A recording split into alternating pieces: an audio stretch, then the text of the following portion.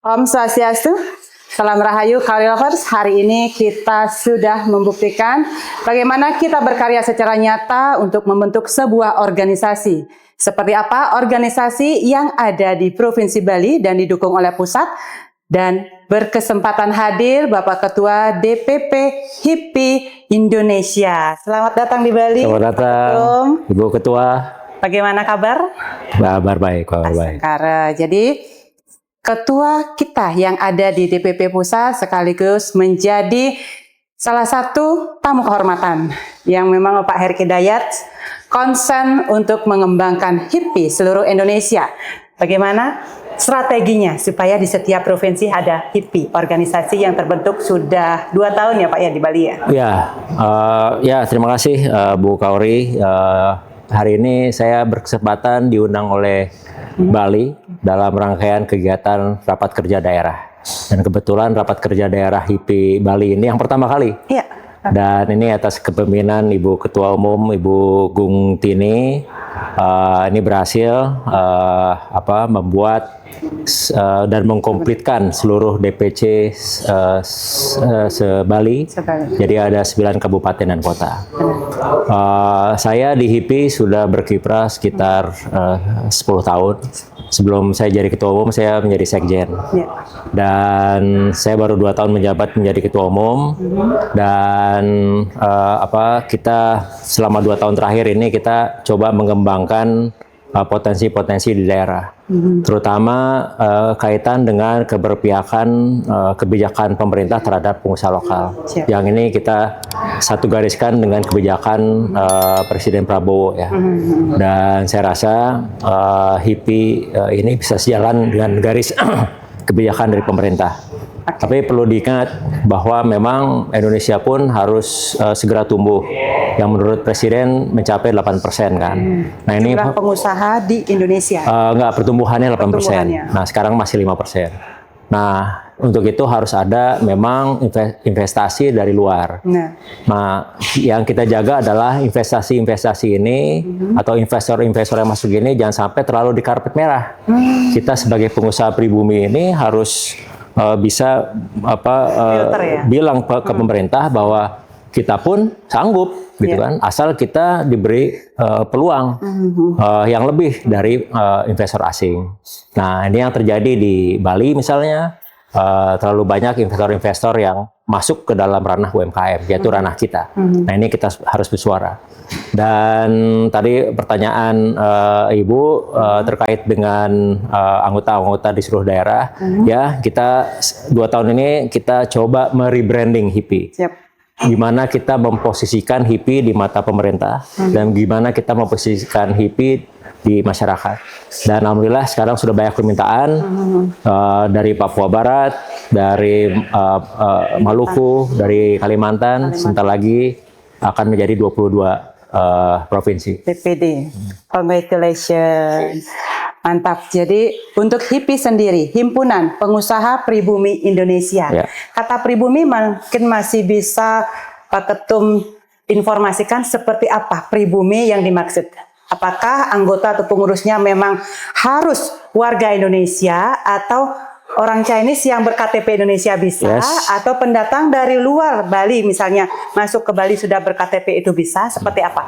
Ya, kata-kata pribumi jangan disalahartikan. Memang banyak konotasi negatif. Cuman itu kan dibuat dari masyarakat yang terlalu apatis terhadap pribumi. Pribumi ini adalah nasionalisme.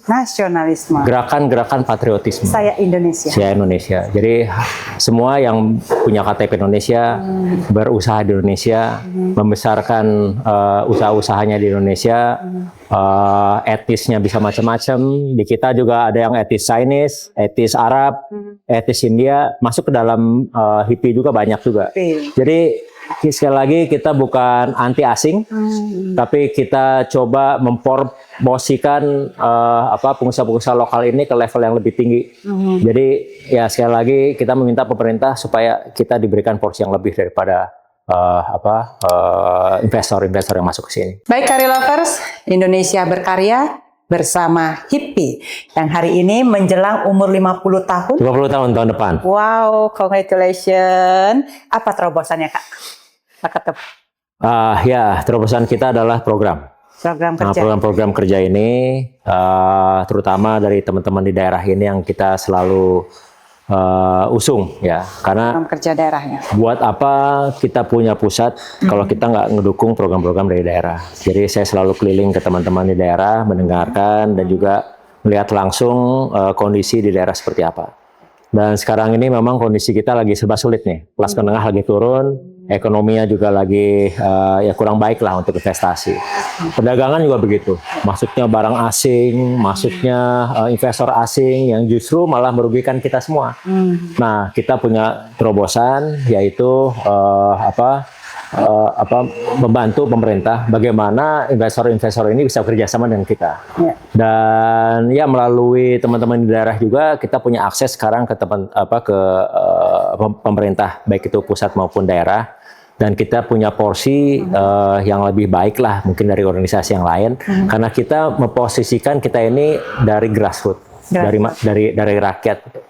Apa yang kita usung ini adalah bagaimana kita bisa menumbuhkan usaha-usaha yang mungkin harus pemerintah juga dengar ya gitu. Baik Kak, kira-kira untuk 50 tahun HIPI berkarya, bagaimana terobosan ke depannya Kak? Ya, salah satu tugas kita adalah membantu masyarakat, bagaimana masyarakat ini taraf hidupnya meningkat. Kalau kita ngomongin tarafnya meningkat adalah ekonominya juga jadi semakin baik. Saya lihat Indonesia ini punya potensi di sektor pangan.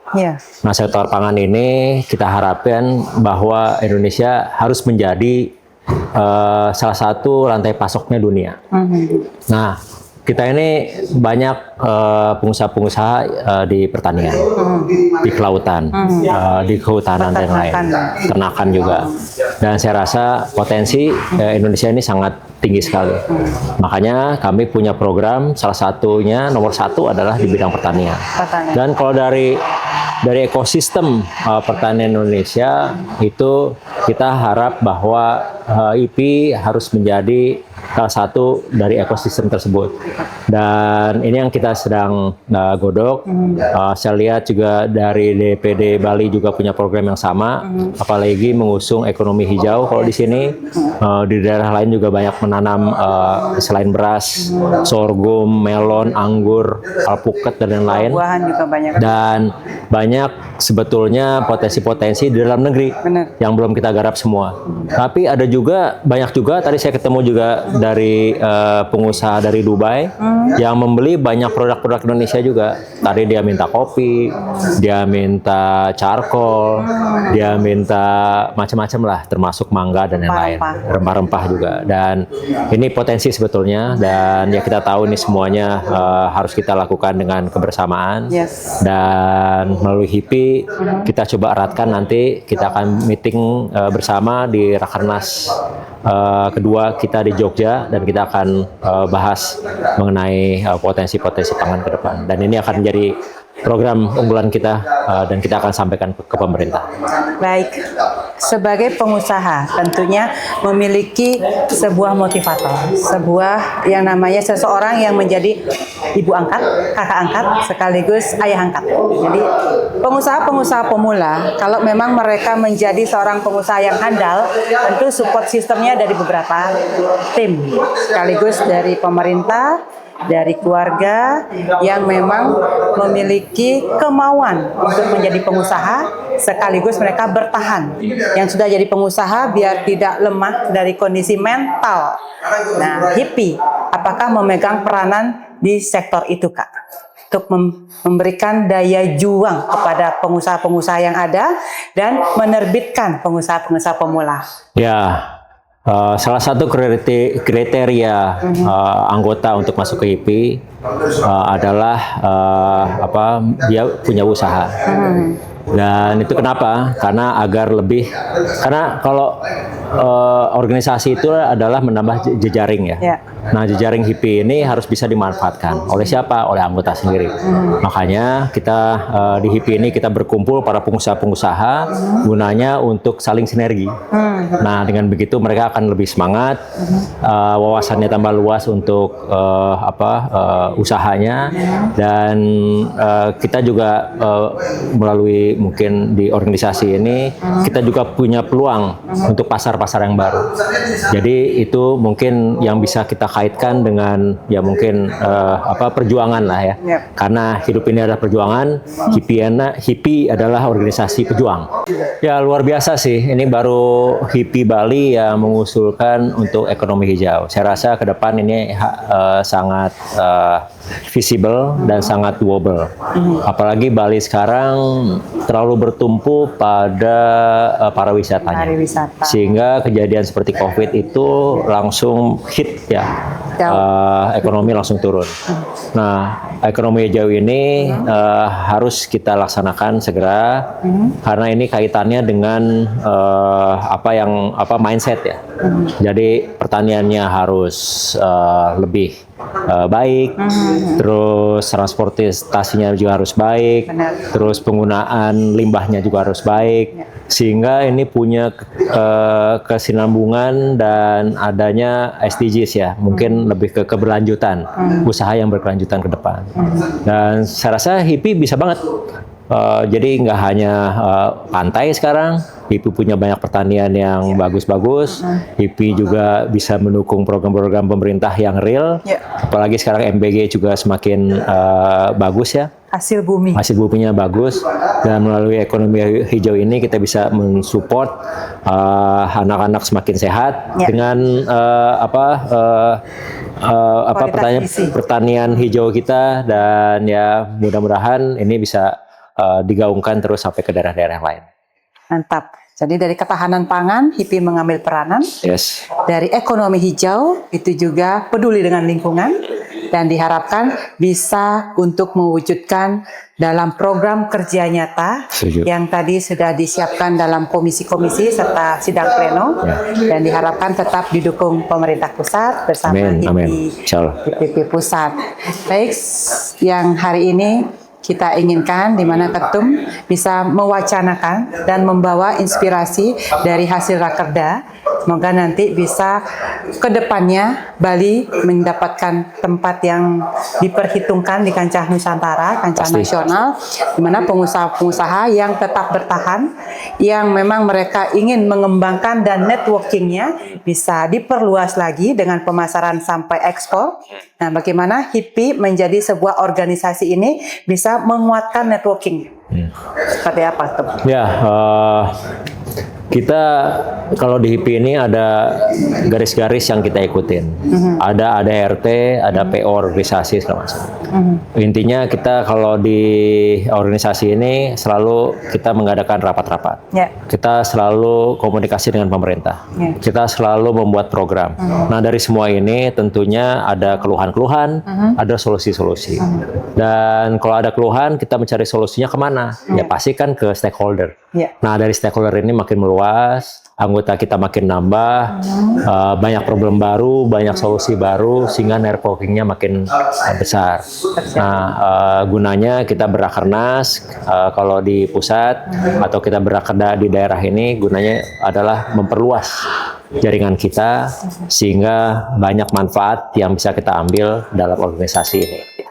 Keren, luar biasa supportnya. Baik, Kari Lovers, hari ini komplit. Rakerda sudah, motivasinya sudah, sekaligus dukungan dari Ketum Pusat membawa inspirasi dari pengusaha-pengusaha Bali, yang tentunya PR juga buat di pusat, supaya program kerja ini terwujud, dan kedepannya akan muncul pengusaha-pengusaha pribumi yang bergengsi. Pengusaha yang naik kelas, dan tentunya pengusaha yang membawa manfaat untuk lingkungan dan sekitarnya. Rahayu, kita tutup dengan Prama Santi. Om Santi Santi Santi Om. Assalamualaikum warahmatullahi wabarakatuh. Salam.